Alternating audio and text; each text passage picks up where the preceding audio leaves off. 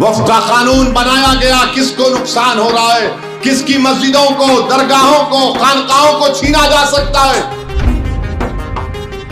अगर भारत की पार्लियामेंट में असदुद्दीन ओवैसी के साथ अख्तरुल ईमान और इम्तियाज जलील भी आ जाते, हम तीन होते, तो शायद नरेंद्र मोदी ये काला वक्फ का कानून नहीं लेकर ला सकते थे। कि चाहे लोकल बॉडी का इलेक्शन हो, सरपंच का हो, जिला परिषद का हो, असेंबली का हो, पार्लियामेंट का हमको लड़ना पड़ेगा। और ये तमाम जो मजलिस के मुखालिफिन जानते हैं, एक बार मजलिस जीती तो फिर उसको नहीं रोक सकते। मैं आपको बताना ये चाह रहा हूं कि मुखालिफिन मजलिस कभी नहीं चाहेंगे कि आपकी लीडरशिप मजबूत हो, आपके नुमाइंदे कामयाब होकर आ जाएं। और मैं आपको बता रहा हूं बड़ी जिम्मेदारी के साथ और बड़ी तकलीफ में बता रहा हूं, अगर भारत की पार्लियामेंट में असदुद्दीन ओवैसी के साथ अख्तरुल ईमान और इम्तियाज जलील भी आ जाते, हम तीन होते, तो शायद नरेंद्र मोदी ये काला वक्फ का कानून नहीं लेकर ला सकते थे। अगर हमारे नुमाइंदे जीत कर आएंगे तो हमको बर्बाद करने के कानून बनाने से पहले कोई सोचेगा।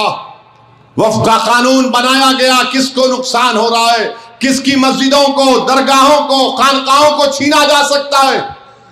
मुसलमानों की पार्लियामेंट गवाह है और अल्लाह जानता है कि 6 महीने उस पार्लियामेंट की कमेटी में जितनी मेहनत अल्लाह ने मुझे करने का मौका दिया, मैंने 125 सफात पर मुश्तमिल उस काले कानून के खिलाफ अपनी डाइसेंट रिपोर्ट को दिया।